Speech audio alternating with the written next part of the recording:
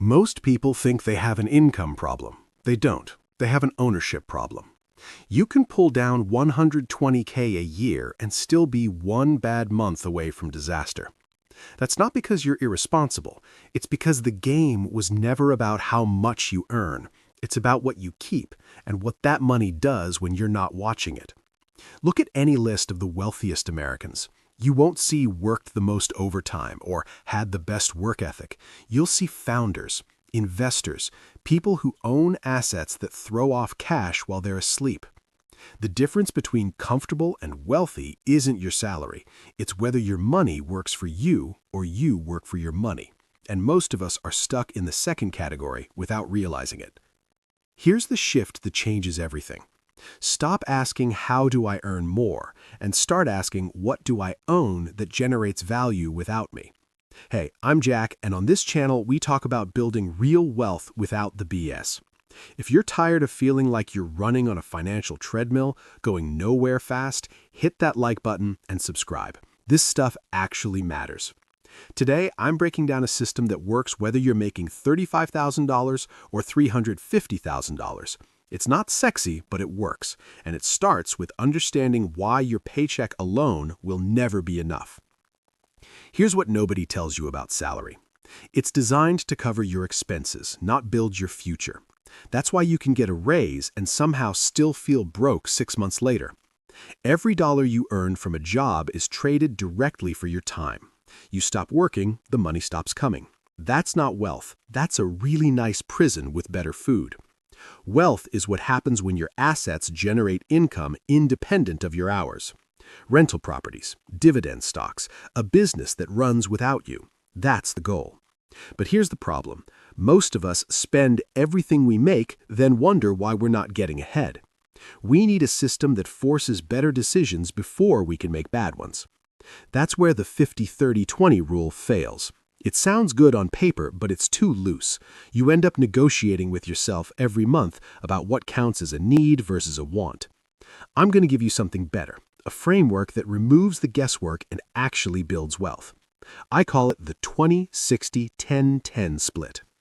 20% goes straight to growth. Investments, index funds, skills training, anything that multiplies over time. This is non-negotiable. You pay your future self first, before rent, before anything. 60% covers your actual cost of living, not the inflated version where you convince yourself you need a luxury apartment, the real number. Housing, food, insurance, utilities, transportation. 10% goes to your emergency fund. This isn't for investing, it's your shield against chaos, the thing that keeps you from selling your stocks at a loss when your car dies. The final 10% is pure enjoyment. No guilt, no justification. You spend it on whatever makes life worth living. This keeps you from burning out and rage quitting the whole system. This works at any income level because it scales.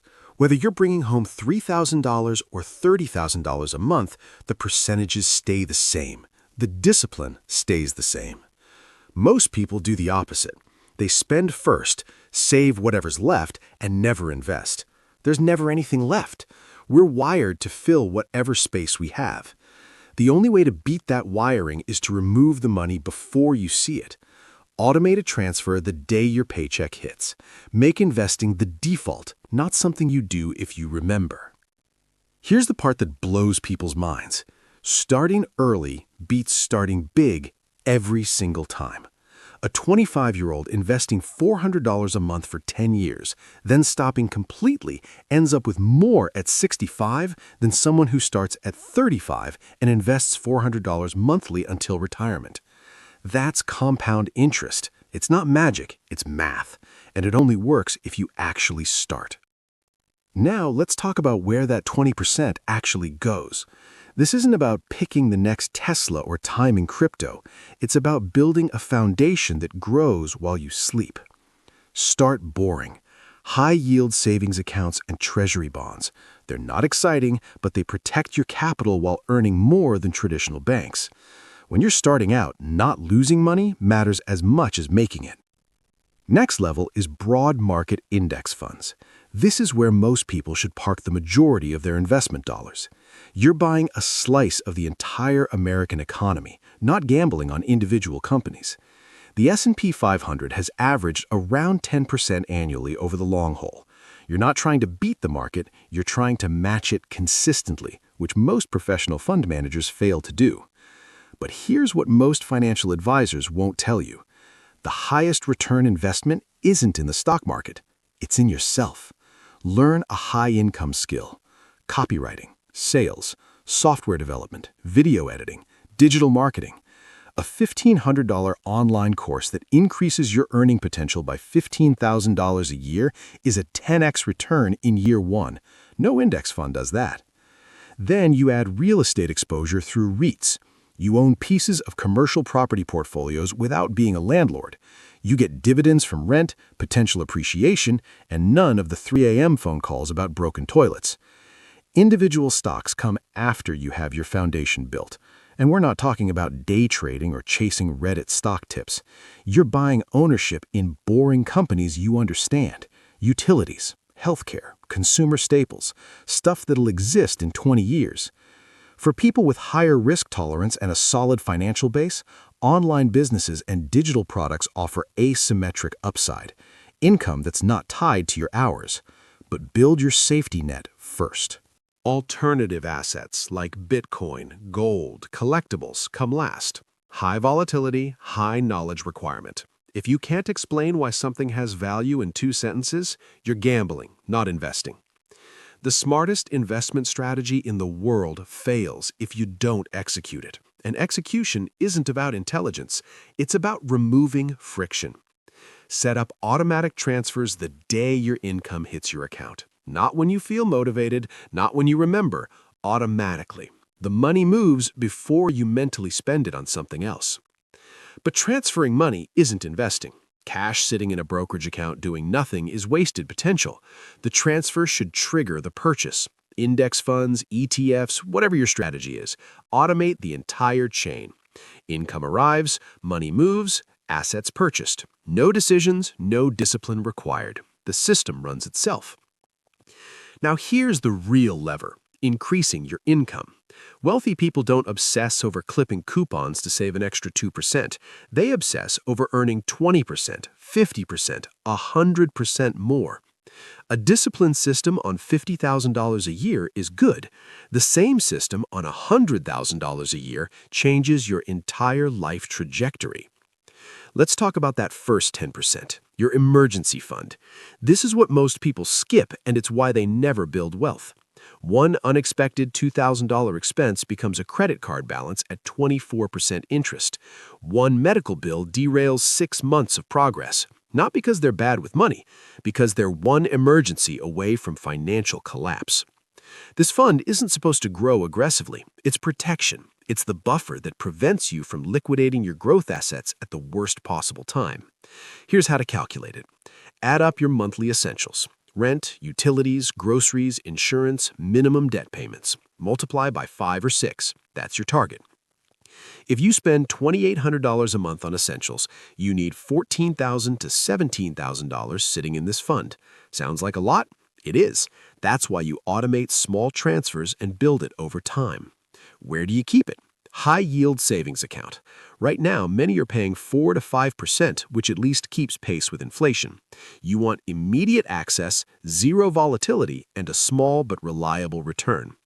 The critical rule: the moment you use this fund, you replenish it immediately. Treat it like a loan to yourself that gets paid back before anything else.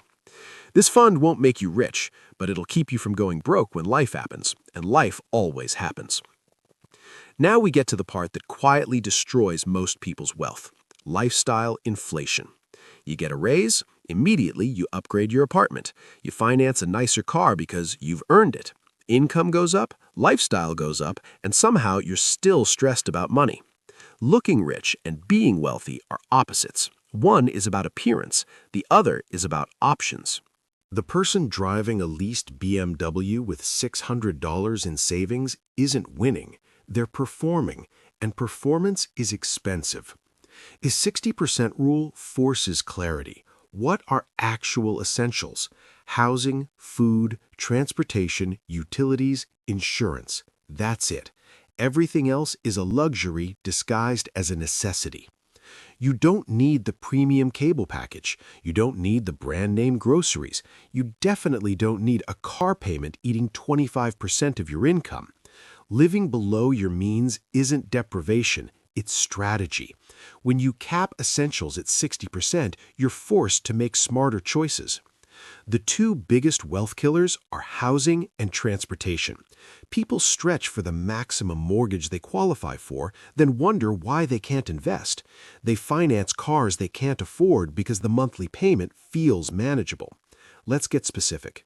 If you make $6,000 a month, your essentials cap is $3,600. If your rent is $2,000 and your car payment is $550, you've already used 71% of your budget before food, utilities, and insurance. You're not building wealth, you're servicing lifestyle debt. Here's how you cut without sacrificing quality of life. Downsize strategically. A smaller place in the same neighborhood costs less and forces you to own less stuff. Buy reliable used car instead of financing new. A $10,000 used Honda will last a decade. A $35,000 financed SUV costs you $45,000 with interest and keeps you broke. The long-term impact is brutal. A $450 monthly car payment over 10 years is $54,000. Invested at 8% annually, that's over $80,000. You're not choosing between a nice car and a boring car. You're choosing between a car and financial freedom. Systems beat willpower here too. Wait 48 hours before any non-essential purchase over $100. Use cash for discretionary spending. It's psychologically harder to part with. Build intentional purchasing frameworks. I only buy this if I've wanted it for 30 days and it replaces something I already own. The goal isn't to live like you're broke when you're not. It's to live like someone who understands that every dollar spent on ego is a dollar stolen from freedom. Here's what happens when you cut too hard. You burn out, break the system, and binge spend out of resentment. Extreme restriction doesn't build wealth, it builds emotional backlash. That's why the final 10% exists. This is your fun fund, separate account, psychologically distinct. It's a fixed percentage, not a fixed amount. As your income grows, so does your guilt-free spending. You use this for whatever brings you joy. Concerts, dining out, hobbies, travel, no justification required, no guilt attached. But here's the nuance. Experiences outlast objects. A dinner with friends creates memories. A new gadget creates clutter. The dopamine hit from buying something fades in days. The story from a weekend trip lasts years. When you know you have 10% allocated purely for enjoyment, you stop feeling guilty about spending it. And when you stop feeling guilty, you stop compensating with impulsive purchases that aren't even satisfying. You spend less overall because you're spending deliberately.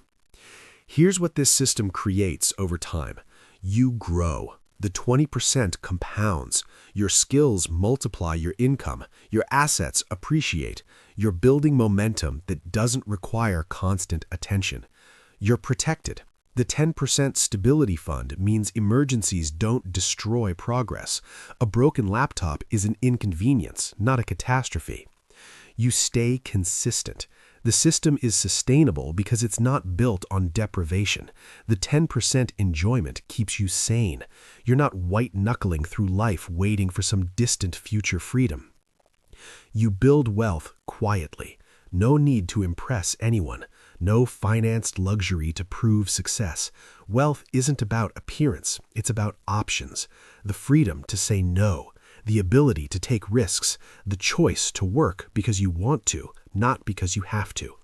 That's what this system creates. Not overnight, not dramatically, but inevitably. Look, I know this isn't the sexy advice you wanted.